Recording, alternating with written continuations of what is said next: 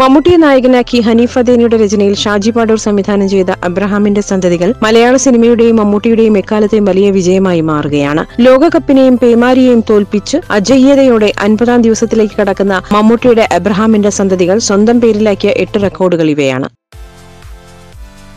മമ്മൂട്ടിയുടെ കരിയറിൽ ഏറ്റവും കൂടുതൽ ഗ്രോസ് കളക്ഷൻ നേടുന്ന ചിത്രം. ലോകവ്യാപകമായി 2000 പ്രദർശനങ്ങൾ പിന്നിടുന്ന ആദ്യ മമ്മൂട്ടി ചിത്രം. കൊച്ചിൻ മൾട്ടിപ്ലക്സിൽ 1 കോടി കളക്ഷൻ നേടുന്ന മമ്മൂട്ടിയുടെ 3ാമത്തെ ചിത്രം. Bhaskar, the rascal, great father എന്നിവയ്ക്ക് ശേഷം 15,000 പ്രദർശനങ്ങൾ പൂർത്തിയാക്കിയ മമ്മൂട്ടിയുടെ 3ാമത്തെ ചിത്രം. പഴശ്ശിരാജ, 2020 എന്നിവയ്ക്ക് ശേഷം